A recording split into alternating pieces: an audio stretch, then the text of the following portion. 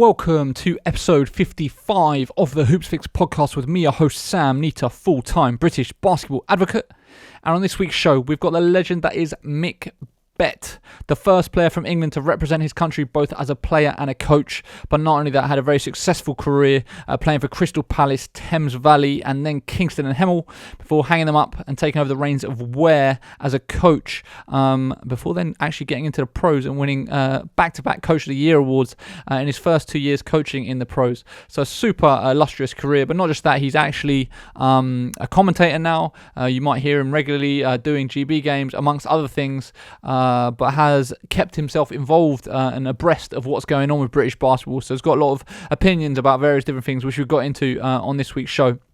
I do want to say and give you a warning, this is the worst internet I've had since doing these things, and we struggled at times. We had to stop recording, restarting. I've done my best to edit it slightly and remove parts that were completely inaudible, but you will pick up on that, and it's something that I'm going to try and get sorted out as we move forward recording these episodes weekly. So I just do want to give you a heads up. I'm aware of it, and I'm trying to fix it, so please bear with me.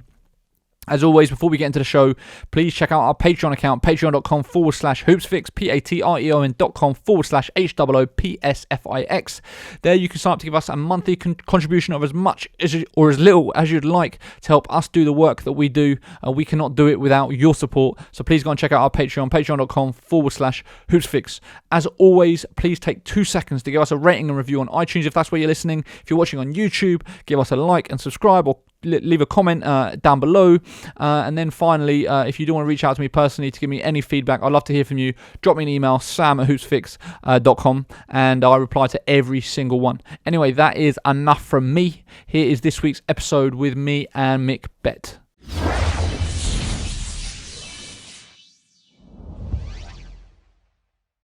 Mickey, welcome to the show. Thank you, Sam. How you doing? You okay? Yeah. The last time we met was in Argentina, wasn't it? Face to face. I think it may well have been, yeah. Great trip. I went home with a cough. I think Jeff Taylor ended up with bed bugs. Freezing gym.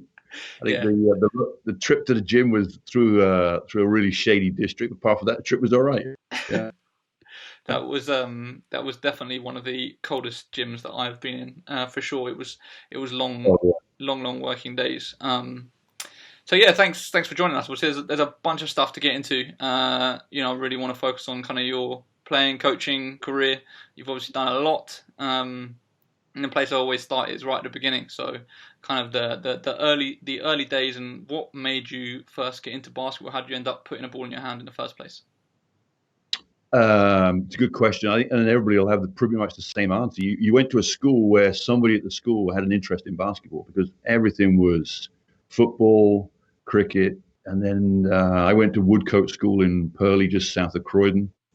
And bizarrely enough, there was a geography teacher there that was attached to the Crystal Palace team. We never found out what his attachment was, but I never saw him in any rosters. But he knew people, and he got the team going at Woodcote. That fed into Purley Boys School for Boys, and we were in Surrey, south of Croydon, and we were. There was other teams around, like Glyn High School with Stimpson was there. But there was a big tradition at Purley for basketball, and that was great. And it was it just followed on one from another. So what age were you at that point when you first got into it? 12 at Woodcote, and then they had a team for 3 years. And then at age 14, they shifted you up to Purley Boys for the O-level years and A-level years.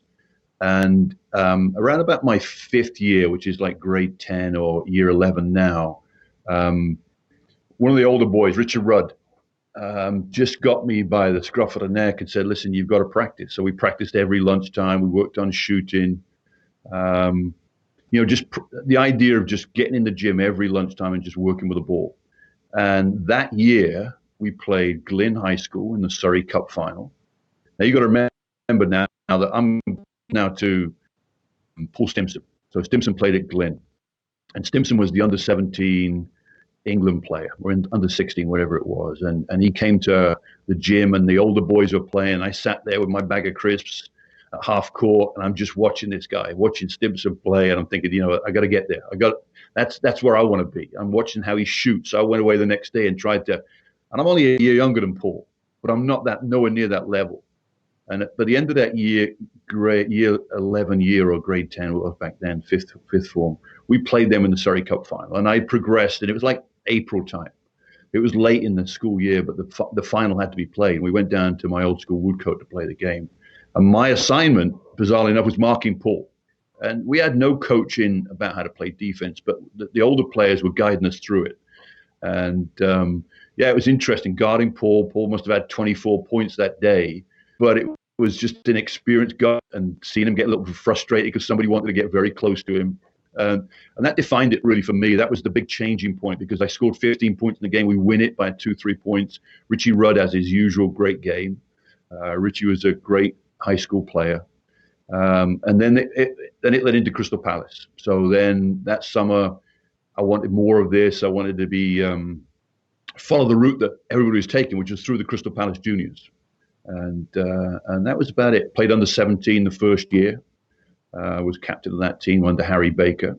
Harry ran the under 17 team, and then Roy ran the under 19 team. So back then the juniors were split. Under 19 was your limit, and 17s was the next limit, because it all followed the international selection. So there was an under 19 European Championship and under 17 European Championship. In terms of time scales, this is what, in the late 70s? So 1977, I went for a Surrey trial, I think in May 76, I think it was, and didn't get in. I always tell the story. I didn't get into the Surrey team, but 3 months later I was in the England team. So I made the England team before I made the Surrey team. But it was that level of progress was being made. Once you went to Crystal Palace and went through that training with like a real military style training. I mean, it was, you did as nobody spoke out, and it grounded a lot of kids back then into who they became in their lives, right? It really took a lot of kids that might have been on wayward paths. I mean, I wasn't on a wayward path, but I needed that discipline. I needed to be shown how you could align sport and your internal aggression to the same point and get good results. In terms of your aspirations, like, was it just to be, like, at that point, was it just to be as good as Paul, or was it kind of like you were looking at the National League and thinking that you wanted to turn pro, or kind of what were you thinking in terms of your motivation and where you wanted to get to? I don't think it didn't go any further than the fact that you had a sport that you wanted to be better than somebody else. And when I played cricket, the same thing. I just went back and practiced cricket until I was better than somebody else.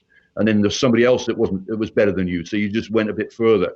And basketball was the same thing. There was your friends that could do things. Okay, I'm gonna be better than you. I want to do that better than you.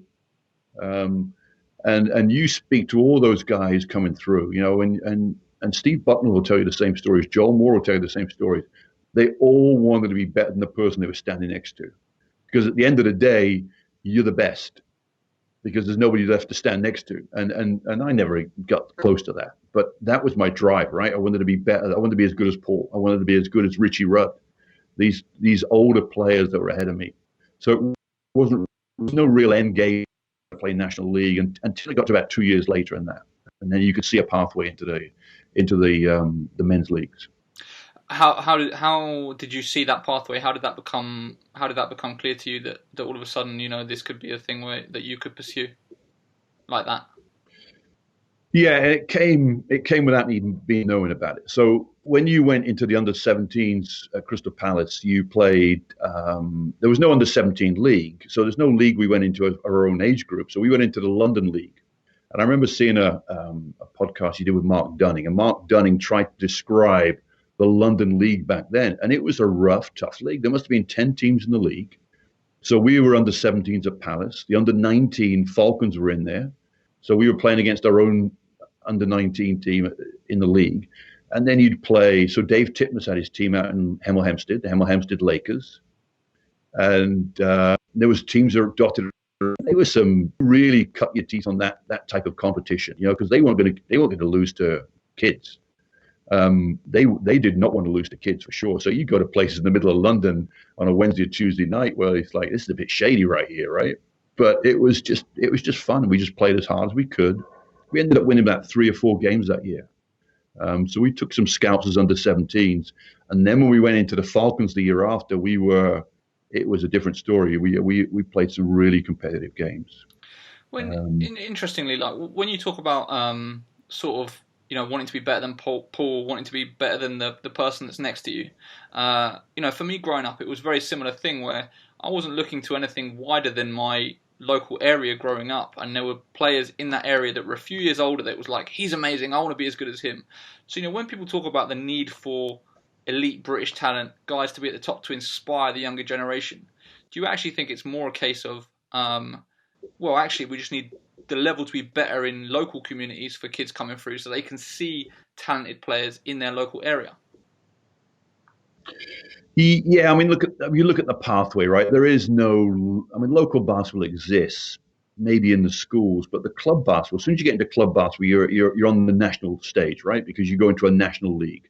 Now, whether it's conference and that conference is in your area, but sometimes those teams are outside your area by a long way, right? If you're out in Somerset and those places, then you have to travel. They have to put them in a conference somewhere. So you immediately experience the stuff that's outside your area. And I don't see a problem with that. I think that's always the way National League's grown up. And I think once you get into club basketball, then it exposes you to a wide range of players that are not necessarily local to you.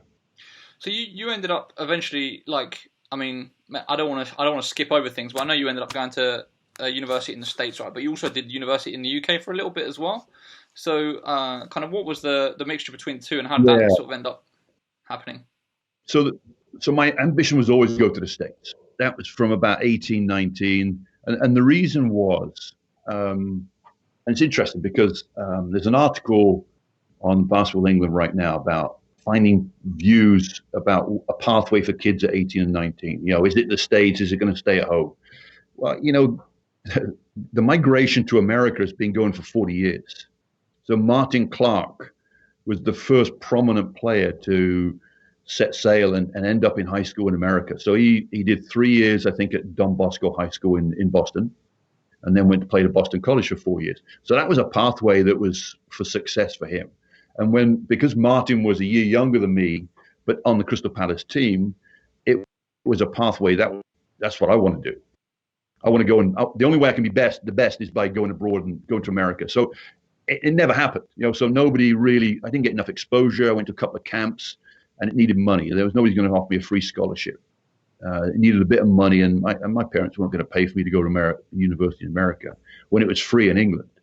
So I ended up going to Borough Road. And Paul Stimson was there, and it was a sports university. So we were surrounded by people, internationals of all different sports. And then my final year of university, Danny Palmer was coach at Crystal Palace and said, Mick, you want to go to the States for a year? Well, I could have gone for 4 years, but I was like 22, 23 years of age. So I went for 1 year, tried it. And the standard was good, but it was no better than what I was getting back in the National League. So I came home, and so by the time I'd left, Danny Palmer was coach. By the time I come back, Danny Palmer was not the coach. So Crystal Palace, I just wanted to play, so it didn't really matter. And my allegiance was with Crystal Palace, so I played with them. Was that disappointment for you that getting to the States, you always had aspirations to go to the States, and then kind of when you finally got there, it actually wasn't quite what you thought it was going to be, or quite what you expected it to be in terms of the level? Yeah, that's a good conversation too, because there was 3 of us went that year. There was Joe White went to Los Angeles. Joel Moore, I think he went to Idaho to begin with. Then he migrated. He didn't like Idaho, and I went to Maine. All right. So my coach sits me down we had dinner when I first arrived, and I'm telling this story about how the other 2 have gone to LA and Idaho, and Coach Casey turns to me and says, "Wow, your coach must not have liked you then." Sending you to Maine, because it was like an NAIA school, so it wasn't really. And I'm going there, and the first semester I'm playing the 5 position. I'm playing the position, which I didn't mind. I love playing anywhere. I didn't care. But Danny had me playing point guard or 2 guard or 3 guard. I could play many positions. So I'm going from a pro league in England where I was playing 1, 2, 3, and I'm in the middle of Maine, the middle of nowhere, playing the 5 position. And so I could see straight away it wasn't really the place for me. But I made a commitment, and I enjoyed the lifestyle. It was good, and made a lot of friends, that's for sure. So you came back to the UK. Kind of talk about the landscape of the National League back then. Kind of who the big players were, the big teams were. Kind of what the perception of the league was. Kind of what it was like culturally, I guess. Just a sort of overview, I guess, for people that weren't around during those times. So if you go back before I went to the States, the Crystal Palace team was a dynasty, and the whole league was getting incredible prominence. The channel was just TV, people would come on here and talked about how the impact that had on basketball for sure. And that in itself was interesting because you created heroes.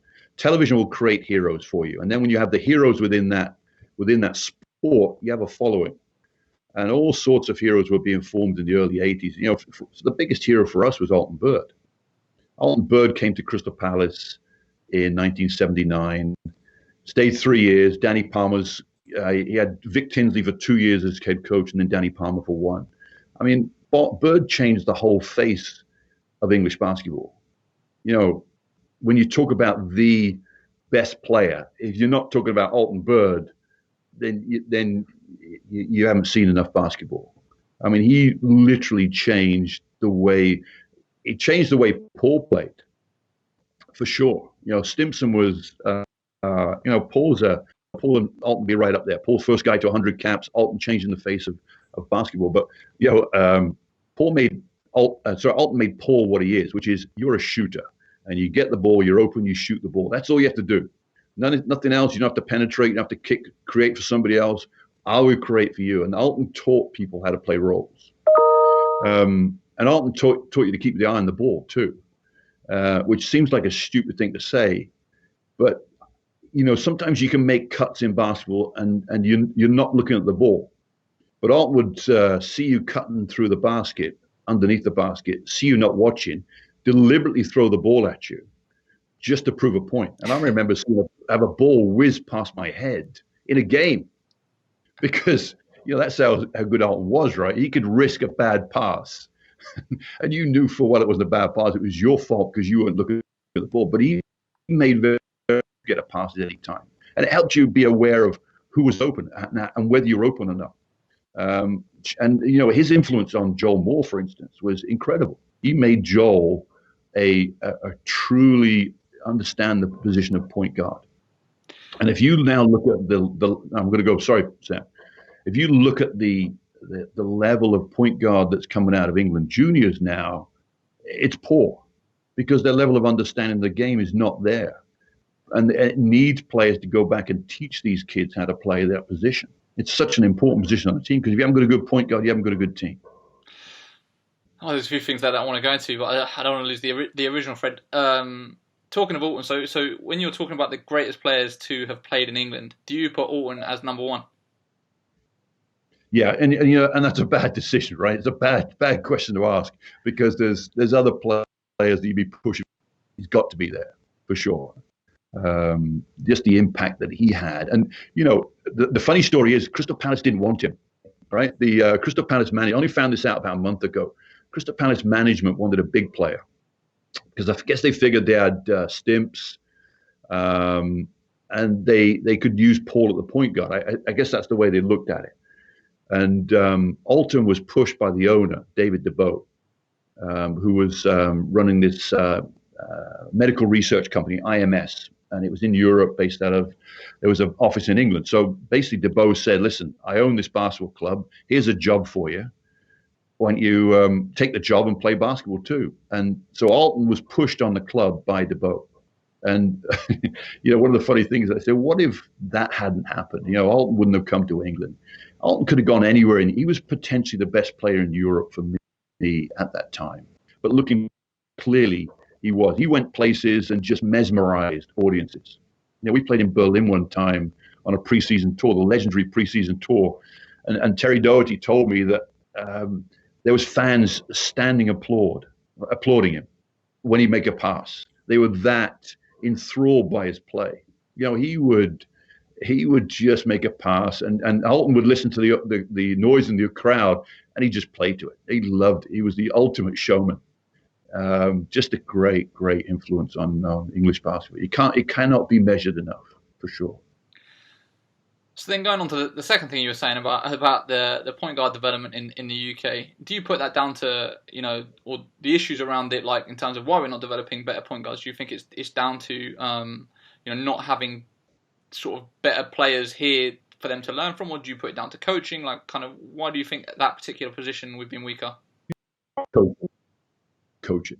And if you look at the good point guards playing in the BBL, how many of them have access to the kids? No, probably limited. How many BBL clubs run enough junior programs where the pros can go down and work with the young kids? It's not much at all, is it?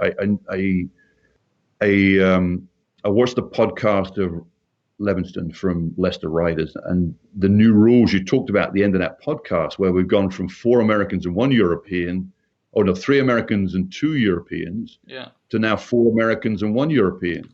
And now we're going to say we're still going to hoist the flag for British players. That doesn't hoist any flag for British players. Where's the pathway there for the BBL players to be British players? I'm having a hard time with that. That was a big opportunity there to downsize the number of American players and introduce more British players.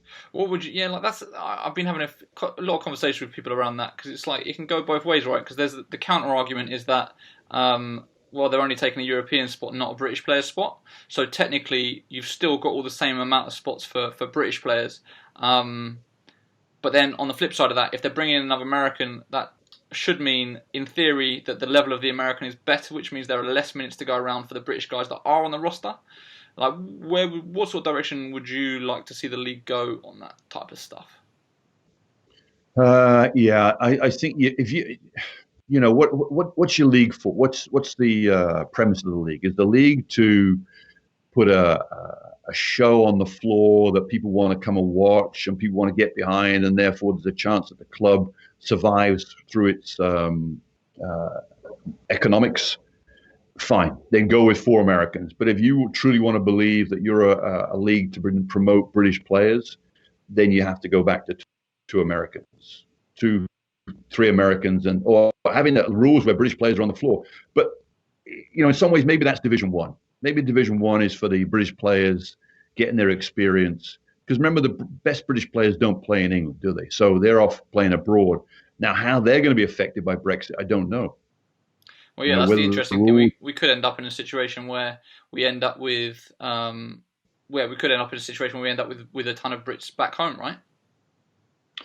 And then you've got the situation of people saying, well, you're not allowing me to work because you're hiring foreigners. Yeah.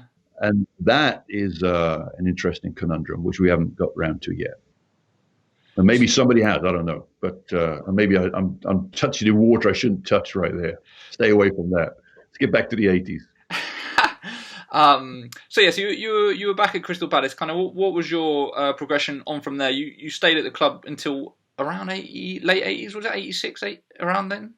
It was 3 years. But see, what happened was David DeBow had owned the club, and he was more than happy to bankroll what was going on at the club. So he had jobs for the major players. So Alton had a job. Bob Roma had a job. This is early 80s, before I went to the States. And he was bankrolled, but he died of a heart attack, like in 81, 82, I think it was. So the club had Bill Sweek earmarked as head coach. And Bill Sweek, as soon as he found, and Bill Sweek was going to work for IMS too. He found out DeBow died, and then he went back to his Adidas job. Now, Bill Sweek is an ex-UCLA player who played with Kareem Abdul-Jabbar in college, Lou Alcindor. Big-time name in Europe back then. And went on to coach Monaco in France after he didn't come to Palace. But Palmer took over.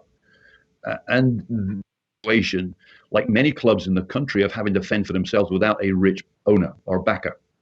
And from then on, the finances just dwindled. And by the time I got back from the States, they'd had to sell most of the players on. So Portsmouth had just sprouted up. So Danny Palmer went off to Portsmouth. Dan Lloyd followed him down there. Joe White followed him down there. So a lot of the up-and-coming youngsters were gone. And then when I come back, there's all that's left is Stimpson's on the team, Jeremich is on the team, and we had to find 2 Americans, and they had to find a coach. And Jimmy Guyman stepped in as coach. Jimmy Guyman was a player back in the 70s for Palace, just phenomenal basketball player, just another of these guys that could just light it up. And it's funny because that first year, something happened with our American recruitment, and we were short of an American for one game. So Jimmy stepped in and played. So I don't know how old Jimmy was, but after the game, I think we won the game. But after the game, I thought, yeah, I know why you scored so many points, because you just don't pass with the ball. Even as a coach coming in, he got a shot, he got a sniff of an open shot, he was taking it, and it's like, okay, but that's fine. I'll go and rebound for you. I don't mind. I'm a team player. But it was funny. I said, yeah, I know why you scored so many points now. You just loved shooting the ball. How did you find it being coached by him? I loved it, because Jimmy was intense, and one of the things that I love about basketball is the intensity level, right? If you're not intense, then there's no place for you on a basketball court. So and it's 24/7, right? As soon as you step on for practice, nobody's your friend. And I had to train myself, when I was the early days of Palace, I had to train myself that nobody was my friend, even though everybody's a teammate and a friend of mine. But I wanted minutes of somebody else. So I had to go and prove to the coach that I was worthy of taking minutes off this guy and that guy. So I had to train myself to go into practice and just be a different person. And then when Jimmy came along, it just helped it. When I came back from the States, I was on the starting five, and then it was the youngsters below us trying to get my spot. Well, there's no way I'm going to let anybody take my spot, So every practice was just intense. You had to just get nasty all the time, just to survive, really, just to keep your spot. Who was your favorite coach that you ended up playing for? Danny was good. Danny was great. Danny is very underestimated in terms of what he provided English basketball. He took a Crystal Palace team and really went back to basics. He stripped it back. And I remember, I'm trying to remember some of the things that went on back then. But Alton was a big showman. Yeah, look one way and pass the other. Loved it, and like I say, he mesmerized crowds with his ability to pass the ball. But Palmer came in his final year with Alton, and he banned jump passes, so you couldn't jump in the air and pass the ball. Well, for me, right, and for Paul Stimson, okay, I'm going to do whatever you. But Alton resisted. Alton would every now and again jump in the air and make this pass, and in some ways, it's very difficult not to jump when you're making a pass, because you're up, your momentum's going forward anyway. But it was so funny. Every time there'd be a mistake by Alton, by jumping in the air and making a mistake, Palmer would be off the bench screaming like blue murder about it. But he brought so many fundamental traits to that team. And everybody bought in. I think, he will, when I talk to players about those years, they are so, they're thought of in such a fond way. The players we brought in were all team players. We battled it out every practice. You had the Jeremiches and you had Dan Lloyds, they were determined they weren't going to give up any space to us youngsters. And as youngsters, we went out there and we were determined to make life as hard as they could in practice for them. We weren't going to give up any quarter. But Palmer brought a real fundamental side to basketball for us. And it taught me a lot of how basketball is fundamentally, you have to learn the fundamentals to play the game. And that was one thing Palmer taught all of us there, was those fundamentals. And it carried through. We went to the States, and the coach there was very good, fundamentally based. Jimmy was exactly the same. Jimmy was very good in the fact that he had this one system that we used to run time and time again. And it was all built off the fast break. And I had my particular left-hand lane to run and head to the right corner when I get a pass from Stimps. And I'd get the pass and give it back to Bubba Jennings. I don't know whether you remember the name Bubba Jennings. Yeah, I remember the name. But anyway, we run the system. I'll come back to Bubba in a minute. He cannot be not talked about. Anyway, Jimmy had this system, and we'd run it to death. And when we had this team with Bubba Jennings, we were just like high-octane stuff. I mean, we'd go in at halftime with 80 points on the board. I remember a game against Birmingham, 80-55 up at halftime. And look at the scoreboard, I think that is just incredible. And we played Kingston one time and lost 137-133. I mean, it was just a shootout at the OK Corral. But it was initiated by the fact that we had Bubba Jennings. And So it comes September, my second year with Jimmy as coach, and Jimmy's announcing, yeah, Bubba Jennings is this kid that's coming on the team. And back then there was no internet. You couldn't go and research anything. I'm thinking, Bubba, what is it? I'm trying to have an imagery of what this kid looks like. Bubba Jennings. He's just had like number 6 in the nation at Texas Tech in terms of scoring. He can shoot the lights out. And he's with the Dallas Mavericks, winning shooting competitions. Anyway, Bubba arrives and he walks in the gym. Skinniest kid you've ever seen in your life. Skinny little white kid. 6 foot if he was anything. But my word, what a player. What a play. I mean, I had this conversation with my son the other day about how shooting today is better than it was back in the. And I said, you're joking. You're kidding me. The skill level of the NBA players especially is way down on what it used to be. Really? There aren't as many good shooters around. No. I mean, there's some good shooters, but back in the day, we were getting kids like Bubba Jennings. And Bubba was a better shooter than Paul Stimpson, better shooter than Pete Jeremich, and they were great shooters. Jennings would pull up on a fast break 1-on-0 and hit a 3 against Sunderland. Away at Sunderland, he had 70 points or 67, I think it was. He pulled up on a fast break and nailed a 3-pointer. I mean, the arrogance of that. I mean, you don't see it. You'll see it now and again, but you won't necessarily see it go down and score. But he was a phenomenal shooter, and the league was full of them. Right? Steve Bontrager could shoot. All these guys I can't even remember now, but because we played with Bubba. Bubba's the one I remember.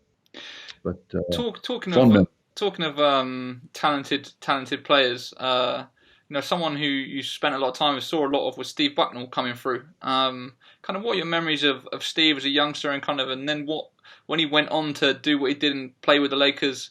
Kind of what was the feeling, the sentiment about it back home, and what were people saying about it? Kind of anything around that era would be super interesting to hear about.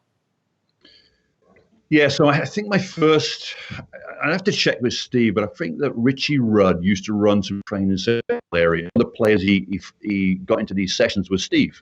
I think Michael Hales is another one. Anyway, Richie asked me to come along one day and just work out, do some 3-on-3, 4-on-4 with these young kids. And I think that was my first experience with Steve, although we didn't know each other. We didn't really sort of tag on. And then Steve got into the Palace situation under Roy, and him and Joel, and it was a great era for English basketball. Roy had this team that was just phenomenally talented. Trevor Anderson. I don't know whether you know Trevor Anderson back in the day. Trevor Anderson was just one of these kids that could just jump out of the gym, and his highlights was phenomenal. Basil Phillips, Joel, Steve Bucknell. Anyway, Buck was coming out of the juniors, and there's a memorable game they played at the WICB. And it goes down in history as one of the great games of junior basketball, right? So they're playing Maccabi Tel Aviv in the semi, in the lower gym at Crystal Palace, called the boxing gym. And it was converted into basketball. So the main arena's up top where all the senior teams are playing, and down in the boxing gym is this junior semi-final. And it went to double overtime against Maccabi Tel Aviv. And Maccabi Tel Aviv's coming in with this, they got the big pro team ahead of them.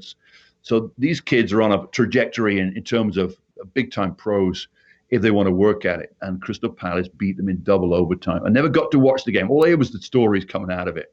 But Steve, Joel, Basil, Trevor just going to work on these Israeli kids was just phenomenal. And it set the tone of true greatness for both of these guys, right? So Joel and Steve, the level they achieved in terms of their own ability was to me that was a big start in the revolution of English basketball pulling through. He turned up at a training session for the Palace team with Palmer, and he must have been, I'm guessing, 16 years of age, maybe a year or 15. And he pulled this move in practice where he drove baseline, and this is the senior team, right? So it's got Jeremy, it's got Lloyd, it's got it must have had McRae, Schuts on this team, Stim. So it's a heavy loaded team, right? It's a team that beat Real Madrid that year. So we were pretty good.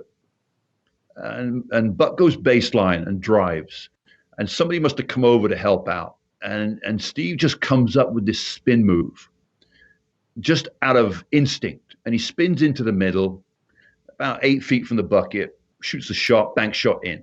And I'm looking at this move and I'm thinking, it's not bad.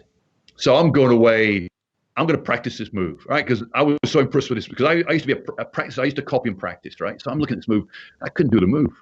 I couldn't do it with the elegance that Steve could do it with. And anyway, bizarrely enough, at the end of that practice, I'm talking with Palmer at the end of practice, and Pete Jeremich comes over, and he says, and he's talking about Steve. Pete Jeremich says, that dude could be a high school All-American.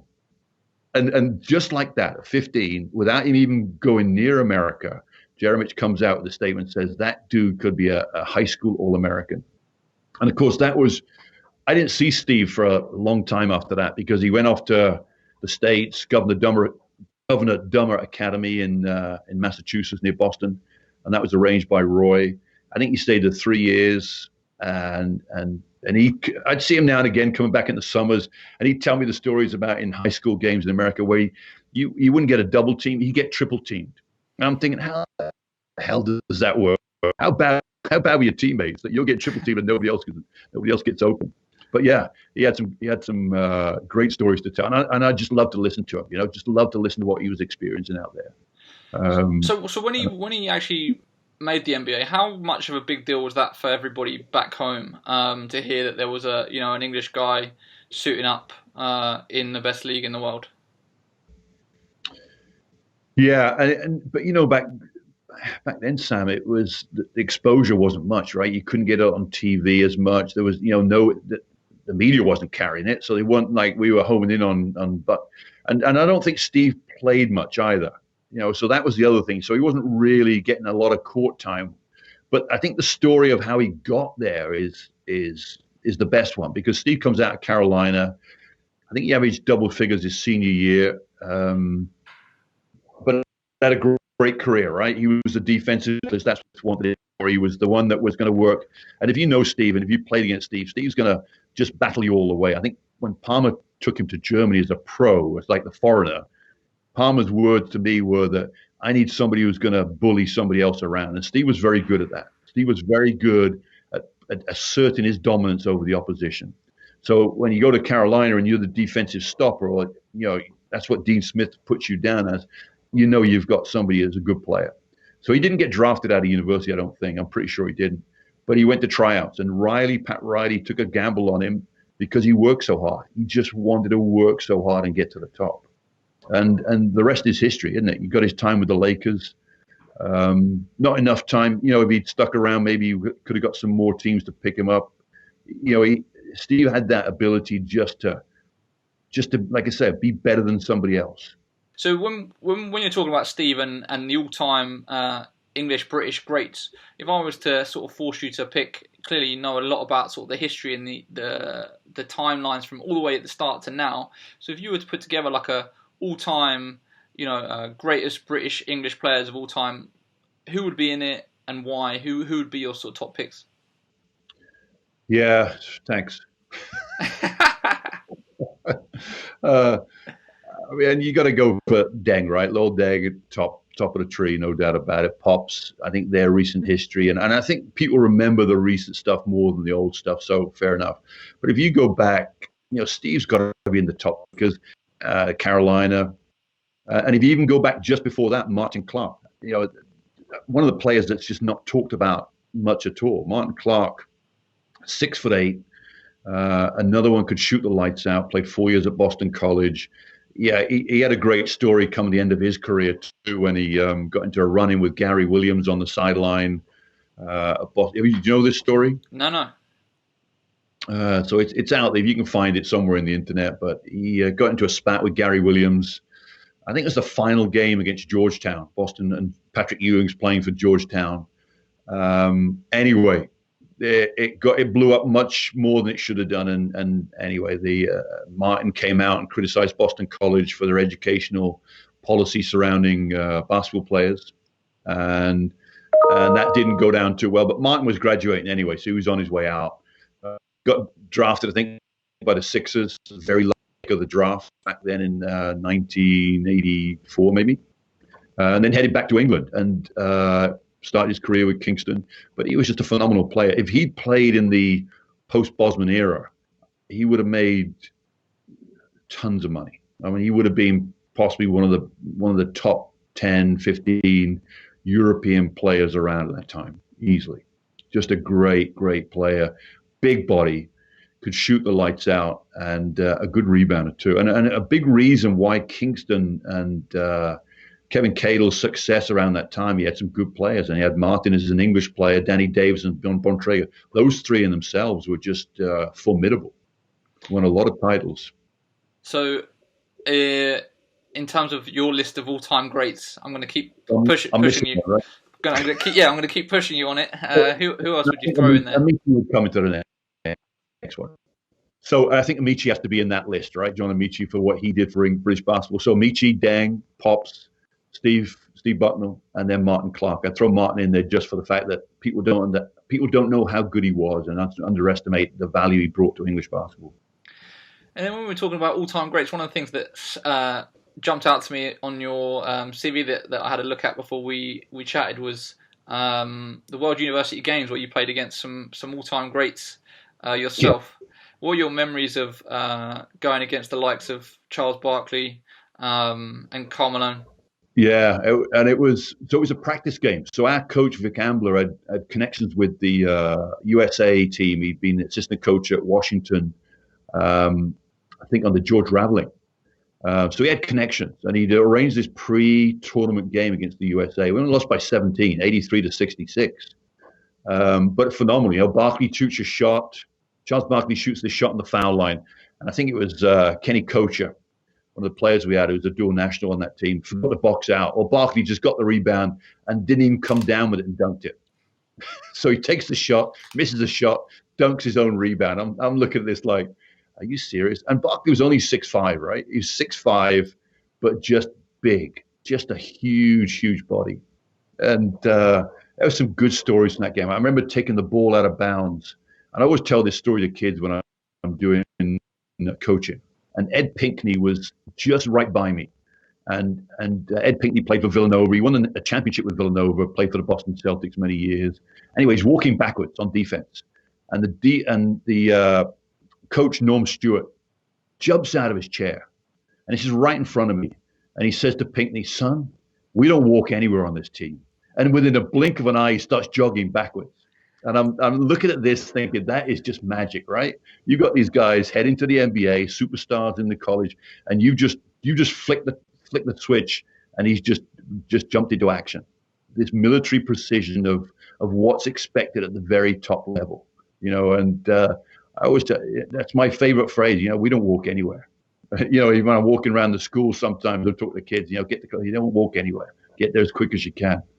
But it's a great phrase. What are some of the standout memories for you playing for your national team? When you went to national team, it was there was no Americans on the team, right? So the responsibility then shifted. So if you played with two Americans, the responsibility of a lot what went on, the expectation was they were going to take a lot of responsibility on themselves.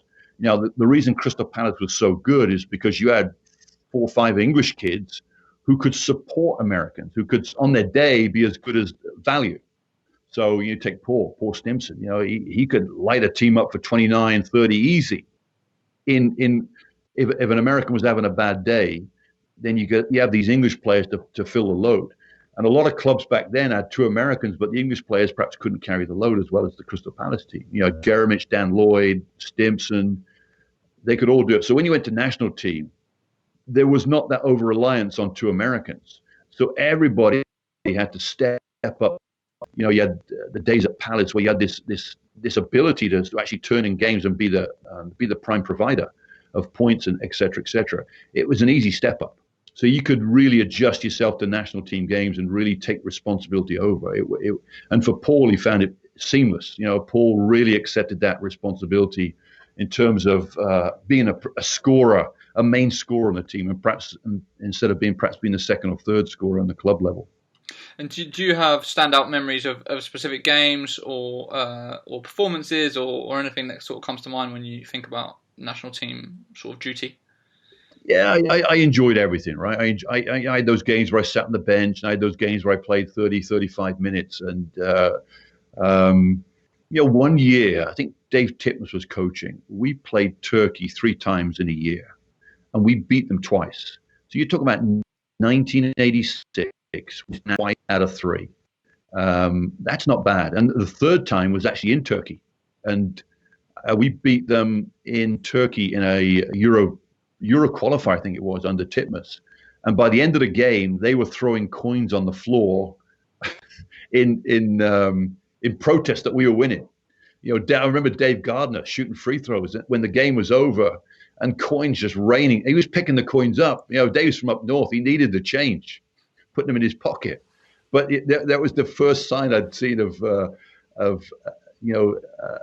animosity from crowds towards us. But Turkish basketball just went on an elliptical pathway upwards, and British basketball necessarily didn't.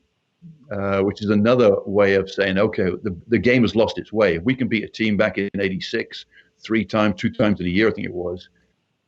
Anyway, it's all water under the bridge now. But a lot of memories playing national team, that's for sure. Do you find that personally frustrating? When kind of I think the general perception, I mean, probably it's the perception in England with a lot of younger players as well, is that we suck. Our national team is not very good. We don't win anything. We don't do this. We don't do that.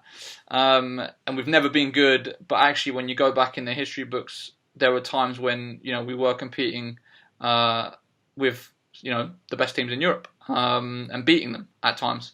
There seems to be a whole chapter of history that's kind of like almost forgotten. Yeah, but I think you underestimate this team right now. That this team right now can win. The senior national team can win. All right, make no bones about it. That team can win. You go down to the junior levels, the competition over the last, I'd say, 5 years has upped. Right, so we're playing on a level now where we perhaps belong at the A-level division. We can put teams on the floor that can compete, and when you can compete, you can win games. So I've got a lot of optimism about what's going on in the game right now. I guess my level of pessimism is in the organization side of it, where you've got how many coaches we had in the last 4 coaches in the last 3 years have coached the senior team now. That's never going to be good. I thought Mark Studel did a great job against Germany, coming back and winning after the game. Was it Montenegro they played before? I think it was Montenegro, right? The game before, when that was his first game. There was mistakes made right through that team in that away game, but when they came to the home game, they rallied. They got themselves in a bit of a hole, but they rallied and won the game. And I thought it was that's a sign right there that you can win with this team. So, talking about your issues with the organisation, you were on the Basketball England board, right, in 2015. I'd be interested in kind of hearing your experiences there. How it was for you and kind of what happened. Yeah, I love being, and that's why I want to end up, right? I want to end up with the administration. I want to find out. I want to put this game back on a track that everybody can be proud of. There's elements going on that really infighting, perhaps take the Great Britain players, right? The announcement before the Israel game from the players. That showed a lack of cohesion within the program, and that was the result of a lot of things. I think we might have been together sometime when we were in Argentina when it was breaking out. I think, remember that? Yeah, we was in Argentina when the takeover happened. Yeah, and it was never good, right? It's never. So behind the scenes, I think unsettled things with the players for sure. My time with British English basketball was good. I enjoyed it. It gave me a good insight to it. I walked through the door and Stuart Hallett took over, and straight away there was signs that England basketball was going to go bankrupt. Now, in speaking to other directors, the money was there coming from Sport England, and having that money from Sport England is so important for Basketball England. And it was always going to be there. It's just that Basketball England needed to jump through a few hoops to get that money in terms of policy and procedures. And they got the money, and they're back on level footing now, which is good to see. I think now the game. So I'll give you an instance right here. Basketball England, the British Federation should be doing more to promote what's going on online. Everybody's looking for online input right now. And I'll give you a counterbalance. Canada's setting up this. I think I passed it on to you. Canada's setting up this 10-day, 50 coaches online doing stuff about their programs, all Canadian, some in the NBA, some university coaches here, and that should be coming from Basketball England, or should be coming from the federation. So the national team coaches should be coordinating that sort of level of passing on their knowledge, their understanding, their philosophy of the game to other coaches. But it's not, and I think there's a group of people doing their own thing. They're finding little avenues to get coaching clinics in online, which is great. Just on a quick side note, how you obviously, for those people that don't know, you live in Canada. How did that come about, and why have you ended up there? So we live in a place called St. Catharines, which is just an hour from Toronto and just south of Niagara Falls, so right on the border of America. My wife got a job out here at a prep school, high school. At the same time, the school was starting up a prep basketball program, which means that we go out, we recruit kids, and we have a program that plays in the elite league here in Ontario. Idea kids playing Division I in the States right now that are Canadian, and 32 come from our league, on top of the 6 that are in the NBA. So the league's producing a lot of good players. And we're part of that league. This will be our 5th year next year. We've got a good crop of kids coming in, mainly from the Toronto area. So we'll be very competitive next year, which is our aim, obviously, to compete with the best in Canada. So I'm the assistant basketball coach here, head coach Terry Upshaw, big-time coach in this area, a lot of experience. Canada is one of those countries that in the last few years has seen a rapid rise of kind of like everything seems to have changed in terms of its direction and what it's doing, and has suddenly become this, I guess, like a noted rising power in the basketball world. What do you think that is attributable to, and maybe what are the lessons that British basketball potentially could take from that? Because obviously it's the place that we want to get to. Yeah, there's a deep-rooted history for a start, right? So if you go back to the 80s, Canada was a powerhouse. They went to the 84 Olympics. They won that 83 World University Games. So they had players right then who could compete at the top level. That's back in the 80s. So now what happened, if you fast forward to 1998, they talk about this, the Vince Carter effect, right? So 1998, the draft, Carter goes number 4, picked by... who was it? Sacramento, Golden State, maybe, and Toronto take the number 3 pick, Antoine Jameson. Well, they do a swap. So Raptors end up with Vince Carter. And they talk about the Vince Carter effect around the Toronto area in terms of mobilizing and rejuvenating a whole generation into playing basketball. And, if you know Toronto, it's a big hockey place. They love their football, the American football. In the 22 years since Carter was drafted, they were world champions last year, that great run with Nick Nurse as head coach, Kawhi Leonard. But that's the culmination. So you've had the Vince Carter effect of the 90s and the early 2000s. And now you've got the effect that Kawhi Leonard put on this team from last year. So you're looking next 20 years, it's going to get even crazier here. The number of kids playing basketball right now is phenomenal. And add to that the deep-rooted history. So everybody's an expert. You can have a conversation with everybody, and everybody knows everything about basketball here. So you've got to have your wits about you when you talk about hoops. That's for sure. Do you think that if the UK had a once-in-a-generation talent, talking sort of NBA superstar level, MVP level, coming directly out of the UK, maybe goes to college for 4 years and then, wouldn't even go to college for 4 years, go to college 1 year, that could change things? Or do you think that you have to have that infrastructure in place to be able to capitalize on it for then to have the growth off the back of it? Like, would the media even care? Because, you look, we essentially did have that on some level with Luau. And really, unfortunately, it didn't cut through in the way that you'd expect it to. No, and maybe that's the accessibility of Luol Deng to the media, right? If you look at if you've got somebody that's accessible to all the media outlets in England, then he becomes a hero for everybody. But because he was in America and you get in the games go out late at night, they're not a great viewing because it's 1 o'clock in the morning to get it. So therefore, you got to watch it as a rerun. It's not great media you can't really sell it as well as you perhaps could if it was on home soil. So going back to your point, is that what it's going to take?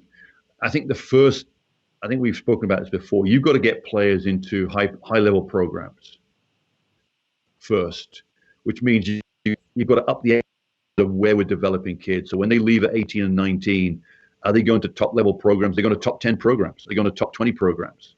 That's what we got to get to first.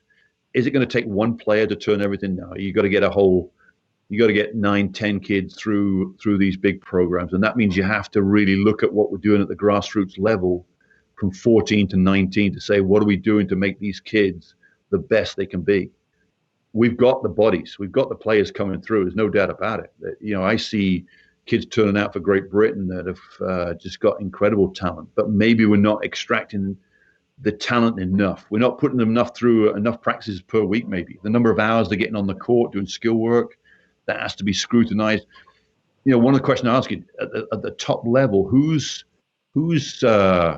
documenting how many hours these kids are putting in each week? Every kid.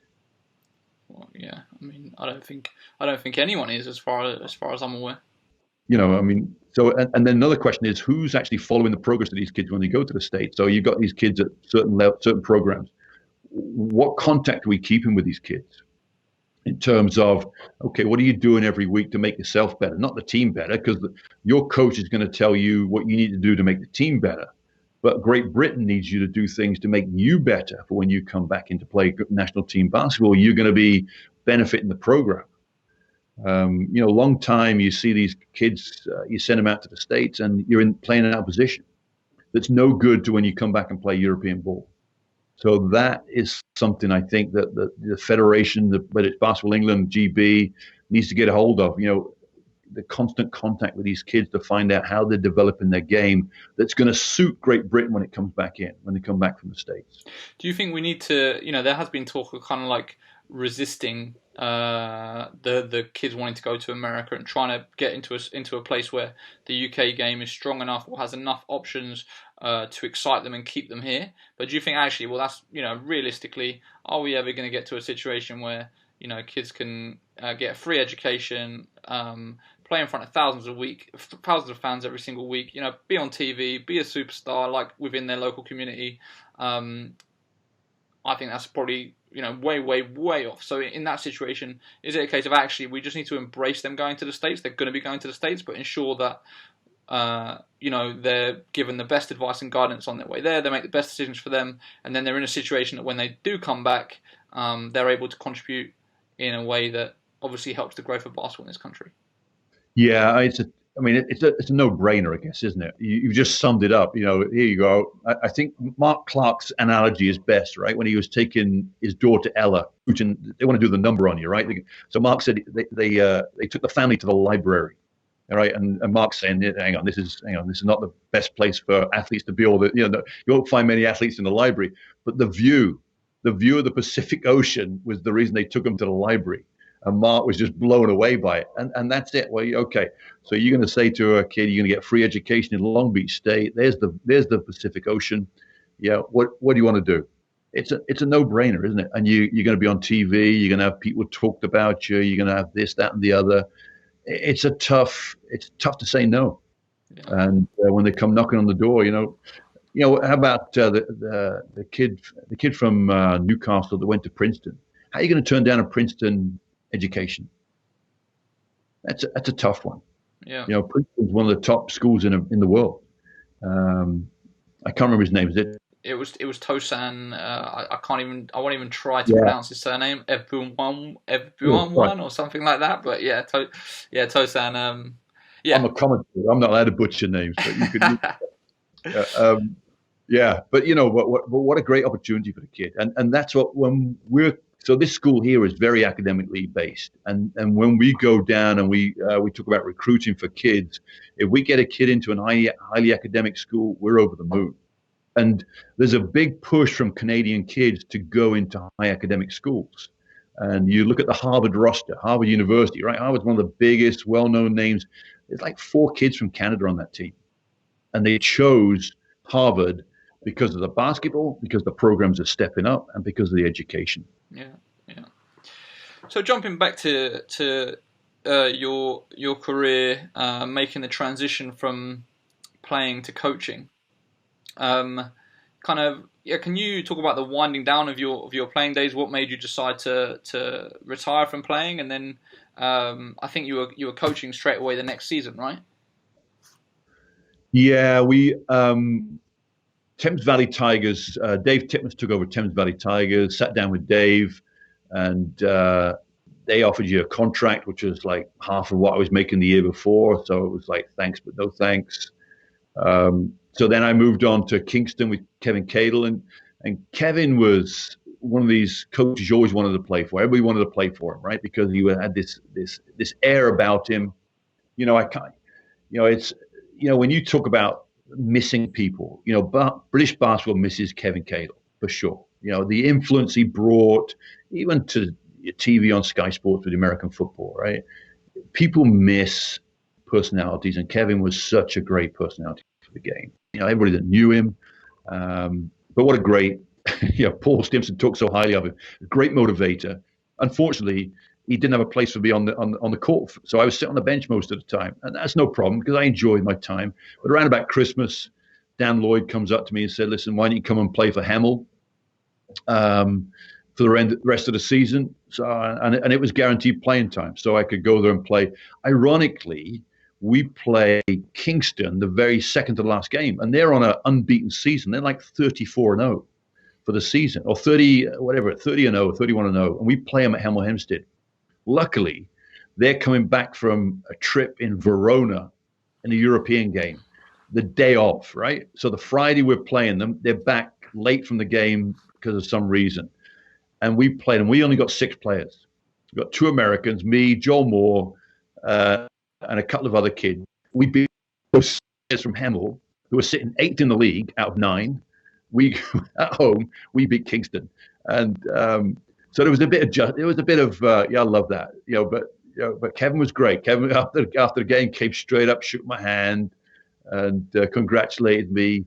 But it was a strange situation of here we are. We beat the top team, ruined their unbeaten season. But the fact they were probably jet lagged and tired and knackered for playing the game in Italy the night before, 2 days before. But it was priceless. And then that was it. That was the last time I played, really. And an opportunity came up to coach Ware Rebels as player coach in Division 1. And I took that on very well. I took a lot of what Kevin espoused in terms of toughness in practices. Kevin was a big influence on me in terms of my coaching. And the end of that season in Division 1, we came third, knocked out of the playoffs early. We had no Americans, but we were third in a league that had a lot of clubs had Americans. So we did very well. We had a lot of young English kids. Brian Balsa, Dave Atwell was playing. They went on to play at Siena University, came back and played pro for Derby, I think, a long time. And then I had approached from Ed Percival, who was the GM and director at Thames Valley, and said, "Listen, what are you doing?" I told him what I was doing. And then I got a call about a week later saying, "Listen, why don't you come and interview for the coach at Thames Valley?" Turned out that there'd been a bit of confusion with Dave Titmus and I think Andy Gill was coaching there. They had a good team, and I took it straight away.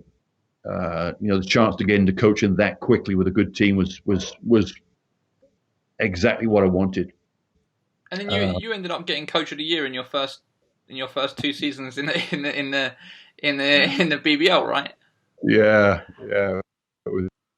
So we played our first season with Thames Valley, and we've got Nigel Lloyd. So Nigel Lloyd is another superstar in terms of his contribution to British basketball. Just an unbelievably great player. He could break you down one-on-one. You couldn't guard him very well. There was an element that Nigel could be criticized for not working as hard as he could do. And that was one thing we set out in practice. We were going to work hard. That was one thing I learned from Danny, from Kevin, from Jimmy, all these coaches I played underneath. The ability to work hard was always going to be number one in a way a practice was held. And we got the best out of players. And Nigel had a great season. But he wasn't going to get MVP. And I think and we didn't win the league, you see. So Worthing won the league. And Nigel didn't get MVP, and it was between him and Peter, maybe Carl Colin Allen, I think. So I think the league felt that if Worthing were going to get the MVP as a player, then Thames Valley should get the MVP as a coach because he didn't win the league, you see. So we won the trophy. We got knocked out the cup in the semi-finals, but it was great. Then the following year, we won the league. And, of course, the league had no choice but to give me coach of the year again.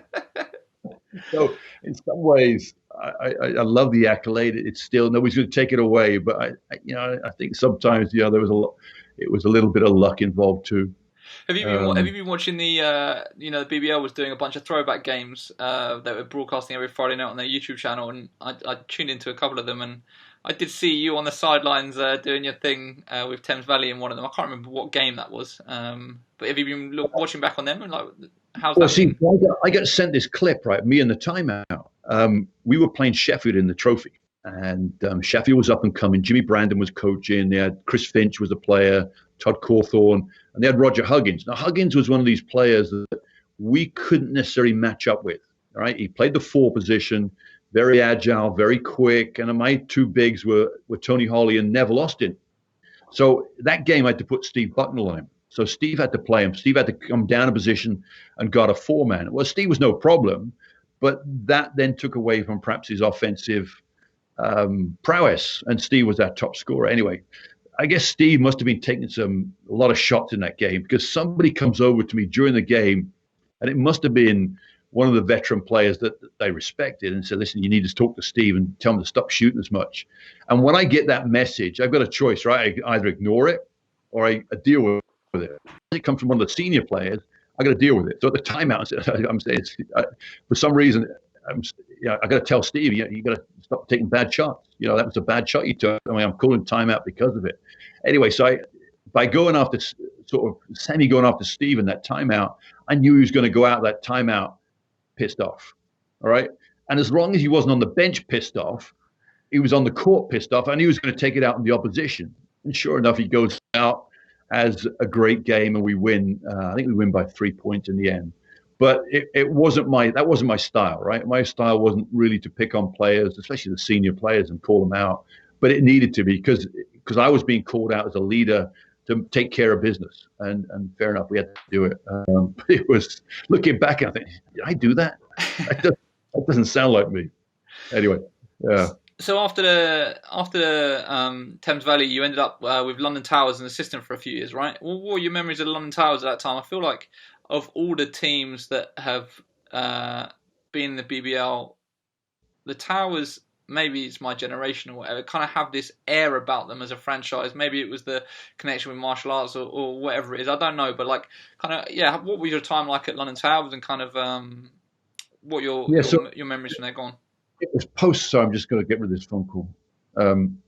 It was post Kevin. So Kevin had finished his time with the Towers. Now, you imagine that Towers were taking full reins. So I had 5 years with the Tigers as head coach. The first 3 were successful. The second 2, I was struggling to really put a team on the floor that was going to compete for medals, right? I think we were 8th in the league, and then maybe we were down the 7 or 8 in the league 2 years running. And then I took a year out, and then the year I went to the Towers was Kevin's last year. So it was the end of Kevin's, and they brought in Lino Frattini from Italy. And Lino, I don't know how they got hold of Lino, but Lino came in, and he opened my eyes to a lot of good things too, in terms of coaching philosophy, coaching different ways of playing, a lot of ways of playing the pick and roll, which I hadn't seen before, which I thought were new, and that was European based.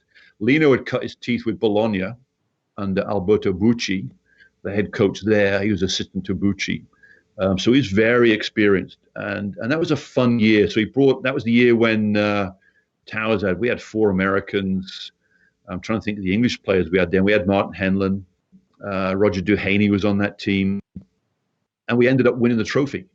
And we ended up getting to Wembley and winning Wembley too. I think we beat Thames Valley in the final. We beat Sheffield in the semi-final. Some great games. I mean, Lino could coach a team, that's for sure. It was a strong team, and that was the pair. And that's right. I did have some influence that year because we had Danny Lewis on the team. And Danny Lewis, another phenomenal player that put a lot into English basketball, and his contribution cannot be underestimated. But at Christmas, they needed to make a change. And my view was to go with a guard. So we had a 2-guard lineup. And Lena was leaning towards getting another big guy. And I'm thinking, well, look at all the successful teams above us in the league that are doing well, and they're all 2-guard based. So you have a 1-guard and a 2-guard. And we had Dwayne Morton, who has played NBA, come out of University of Louisville, but he wasn't really. In comes this guy, Randy Duck. And if you remember Randy, I mean, he got the greatest name in basketball history, Randy Duck. But what a great player. And him and Danny Lewis combined together were just phenomenal. They were unbelievable. What a great tandem that was for London Towers that year. And sure enough, we get on a roll the end of the season. We blew through Newcastle in the playoffs. We played Sheffield in the semis, and Sheffield will stack 2. And then we get Thames Valley, who were coached by my old assistant, Paul James. So there was a bit of me that wanted to win that a lot. There was a lot of me that, I wanted to win that game big time. And we won, and that was a successful year. And then I did another year as assistant with another coach the following year, Ron Aberglen, who was an American coach coming out of Weber State. That was probably a mistake for the Towers, I think, because you're taking an American college coach and expecting him to fit into European culture, basketball culture straight away. And Ron struggled in terms of really grasping what was needed at the European level. Why do you think, most recently, obviously, we've seen the London City Royals go bust. London Lions are still standing, but there's been a lot of attempts to make a London franchise work, and it's always been a difficult thing to have sort of real long-term sustainability, viability. Why do you think London has been so difficult to make work for a professional basketball franchise? Yeah, and I guess if you look at the franchises that are successful, and you like your Leicesters, your Newcastles, you could probably throw a few more at me than that. Manchester over the years, but even go down to Worthing, right? Worthing, what a great fan base they have down there. And you talk to Vince. Vince struggles with a fan base that's going to come back time and time again. And maybe London's that type of place where the true fan base is so that it truly exists like it does in places like Leicester, Worthing. Maybe that's it. And Crystal Palace has never been a great place to develop a fan base. If you think about the sports centre there, it takes you need a taxi just to get to the sports centre. But once you get out of your own taxi, it's almost impossible to get there. And late at night, coming out of games, it's inhospitable in terms of the walk you need to get to the bus or the train. Yeah. Do you think the Towers had a true fan base that was returning every single week, or do you think it was new guys looking for a night out or whatever? Well, back in the day, Rick Taylor was the master of marketing, right? Rick used to bus kids in, He would bus fans in and bus them home again. So he'd worked out that it was a bad place to get to in terms, if you were expecting people to get there on their own volition, it wasn't a great place. You couldn't really walk to the place, and like I said, public transport wasn't great to Crystal Palace. So he would bus kids in, school trips in all the time. And he was building up a fairly good franchise there. I mean, the Royals, their best games were played when the Lithuanians were playing for them. Yeah. The Vinovich blood. I mean, how bizarre is that? Your best following, your best fan base is when you had 2 foreigners playing. Yeah, of course. So after Towers, what happened to you after that? Where did you end up? I haven't got a clue, actually. I think I just took a hiatus from coaching. Well, you know what? I think commentating took over more and more. Right, okay. So in 2004, by chance, I got offered to do some work for Eurosport for the 2004 Olympics. Eurosport used Roy Birch as their main go-to for basketball commentating. And Roy was taking a better job in France doing the Olympics from remotely from Eurosport as an analyst for the Olympics in Athens, remotely. Did about 6 games. I loved it. Didn't hear back from Eurosport for another year. And then all of a sudden, Eurosport's got this gig with the Eurocup. And that started like a 10 years of commentating with Eurosport in the Eurocup, which was a lot of fun. There was me, Roy Birch, Mark Clark, and Martin Henlon. Danny Routledge was involved. Liam Canny did a few games, but that started it off right then. And that was the same time that FIBA was then getting to do a lot of online work. So remote work with FIBA, at venue work with FIBA in the summertime, and it's not looked back since. So here we're 2020. I was in Serbia doing the Olympic qualifying following the Great Britain team. What have been some of your highlights commentating? Like, are there particular games that stand out that you just think, you look back and you just think, oh, it was amazing to have had a chance to be there and call it? So I was never there for the big ones in Europe or the world. I think I got to a European last 16 maybe with Liam Canny. We did the French team, but some of the big ones we went down to the Philippines twice. We did the Asia Cup down in the Philippines, and to be in a gym in the Philippines when there's 21,000, 22,000 people there to watch the game is just phenomenal, unreal. And their following of the game is just second to none. I mean, that was pretty spectacular.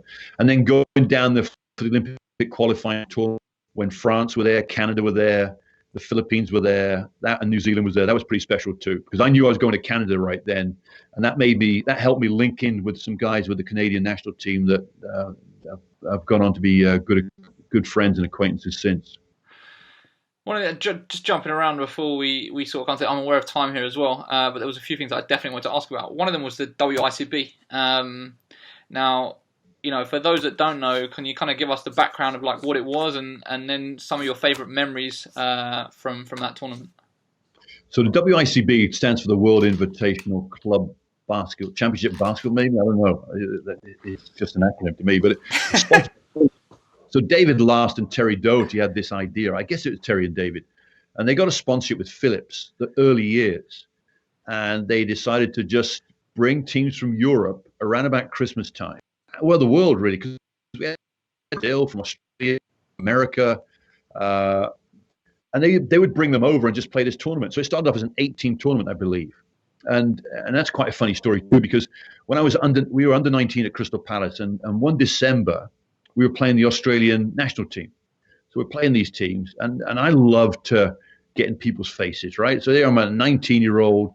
We're playing against the Australian national team. So the first 4 or 5 minutes, I'm going to the basket. Some kid fouls me, and straight away I'm up in his face. I'm just, it's just the way I worked, right? It's just pump me up, pump the rest of the team up. Anyway, we lose to these guys by about 30, 40 in the end. But anyway, this team then went into the senior men's team at the WICB, the first Philips tournament, and they're in this tournament, 1979, and we were Cinzano Crystal Palace back then, and the Milan team, and this is the epic game that BBC covered. Whether they've still got the archive footage of it, I doubt it, because so long ago, 1979. But Larry Dassey going for 40 points against Cinzano Milan. It was just phenomenal. And Milan had this big Danish-Canadian called Lars Hansen, who played in the NBA. They had Mike D'Antoni, who's now the Houston Rockets coach, was their point guard. And this host of Italian internationals. Dino Meneghin was a big-time international player. But Larry was this American out of Kansas State. I think it was his first or second year, maybe his first year there. And he just went off. He must have had 3 or 4 dunks the second half that were just out of this world. And Crystal Palace ended up winning the tournament, beating Milan in the final. It was just packed. The gym at Crystal Palace was jam-packed. There must have been 3,000 people there. Inviting the big names, Maccabi Tel Aviv. North Carolina comes over twice. My favorite story about, when your players complain about game time, right, or court time, minutes on the court. I always tell them the story of playing Crystal Palace playing North Carolina in the 3rd and 4th playoff of the WICB, and 11 seconds to go. Coach says, Mickey, get out there. And I'm sprinting to the bench. I'm sprinting to get the substitution. Get me on the floor. And my story is I run up once, run up back again, game over, shake hands, get in the change room. And that was it. North Carolina, 11 seconds. But you know what? Don't talk to me about not playing when 11 seconds is so valuable at age 19 years of age. That team had James Worthy on the team, Jimmy Black, Rich Yoneker, Virgil played. John Virgil played on that. Michael Corrin played on that team. All these guys ended up in the NBA. It was just a phenomenal experience to get on the court against. It didn't touch the ball, didn't break a sweat. But, it was just 11 seconds that you always remember. Okay, so some quick fire questions to wrap up. Your best, the player that you believe is the best junior player that you've seen in England? Yeah, I saw Lord Deng at 15 in a Crystal Palace tournament. I don't know. I didn't even know why I was there watching, but I was there. And I watched a video of Jimmy Rogers, late Jimmy Rogers, another great servant of British basketball, right? And he was talking about Deng. And Lord Deng was known as Mike Deng back then. Yeah. As a junior. And of course, I'm looking at this game, and it's England under 16s playing, and I'm asking a friend of mine, who's that kid out there? And it's Mike Deng. He's just a phenomenal player, right? Just a phenomenal player. But Steve was on that level too. Butler was on that level. Steve had some great performances at the junior level. Nobody could stop Steve back in the day. It didn't matter where you were from. Your favourite memory from your playing days? Winning '87. We won the Wembley Championships as Brunel and Crystal Palace. We had two great Americans, Dale Roberts and Brian Kellerbrew, Julio Politi, the Argentinian, Julio's got a great life story too. He fled the police during the Argentinian junta when people went missing.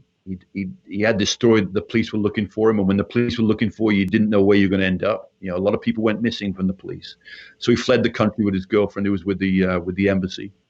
Ended up in England, and Julio was a phenomenal player, great shooter. A lot of guys in that team. That we made the final. We beat Portsmouth in the semi. That was a shock, and then we beat Kingston with their. I mean, this tournament, this Final Four was loaded. Manchester United was the other team in the tournament. They were loaded. And Portsmouth, we beat them, and they just had draft picks coming out of draft picks. They had phenomenal. So winning that tournament was the highlight of playing for sure. And then your favorite memory coaching? Thames Valley. We won 3 league trophies in a row. We won the league the second year. Every moment coaching's great. Even coaching now, the moments are not winning stuff. Winning doesn't really matter to you, right? It's how much the players you have are progressing. Are they progressing as humans? Are they as individuals, as human beings? Are they progressing as players? Are you putting them in a place where they can be successful at the next level? To me, that's so important these days. The most impressive individual performance that you've witnessed? Yeah. Many of them, but one of the real remarkable ones I talk about, and I always talk to players about it. My younger son Cam talk about him all the time. Was a guy called Nick Gallis, and I remember you were going to talk to Paul about Gallis. Gallis was probably one of the following. Altenberg was probably the best point guard. Gallis was probably the best off guard, and Gallis. We were playing Greece under Dave Titmus in 1986, 87, something like that, and no, it must be late, 88. And so I didn't get selected for the game. Made the trip, missed the cut for the 10. So it's me and somebody else. So I'm watching Greece warm up outside the gym. Right, there's a little sort of semi gym outside, and they're just doing laps. And Nick Gallis is doing laps, is doing a warm up before the warm up. So the warm up is the 20 minutes on court before a game, right? But Nick Gallis has run a mile on this little gym back and forward before he even goes out for the warm up. And then in the game, he hits 44 points against England, right? It just tortures us for 44 points. At one point, we're in the zone, and they throw an alley-oop for Gallis. Now, Gallis is 5'11", 6 foot, at a pinch, right? They throw an alley-oop for him, back door. And I just had this vision of Mike Spade, who I think was our big guy in the middle of the zone, just watching this ball sail over his head for the diminutive Nick Gallis to go and score. And Gallis would put 50 points on anybody. He was just a premier performer. And I remember having a conversation in the hotel afterwards about him being one of the top players outside the NBA, and that was always a emotive argument for some of the guys on our team. The best player that you've ever coached? Steve. Steve challenges every coach, all right? Steve challenges every coach because he just wants to win, full stop. And he's demanding you to put the team in a place of winning. So, you had to be on your top notch. And, and I remember in practice, he'd always put Steve you wouldn't put him with the stronger, you always put him with the weaker players. And he'd complain now and again. Okay, that's, you got to deal with it, get on with it. Just prove that you're the best player here by making this team win. But yeah, by far, he was probably the best player I coached in terms of making me a better person, a better coach too.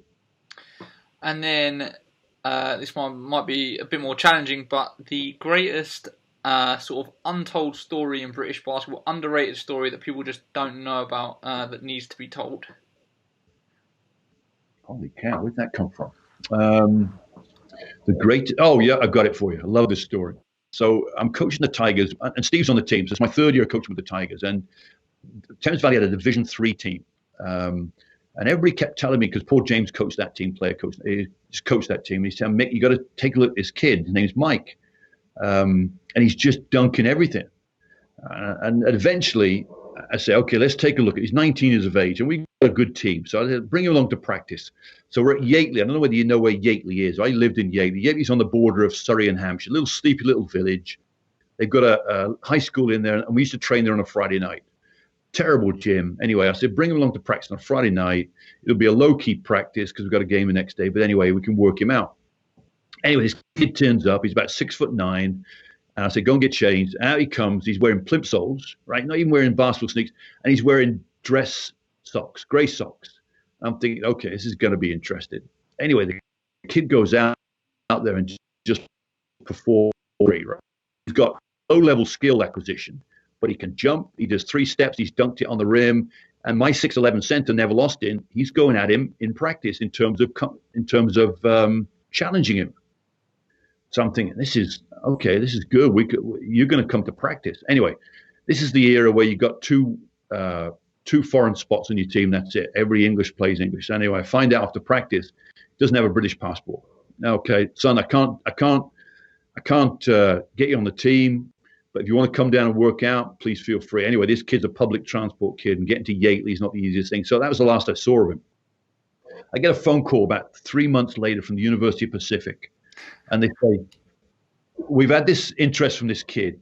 What do you think he's like? I said, listen, this kid is, as far as talent-wise, he's off the roof, right? He jumps, he's big, he's 6'9", 6'10", and he's athletic, but he's got no skill. He probably won't play for you. I only got to take him and look at him. Anyway, story rolls on. Yeah, he gets to his 3rd year at the University of Pacific, his 4th year at the University of Pacific. Anyway, he's the first-round draft pick of the Los Angeles Clippers in 1998. It was Mike Aloha Candy. So that is the Candyman story. Unbelievable.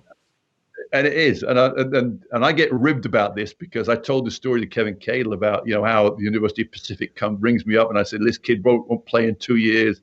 And in 4 years, the first-round draft pick. And, yeah.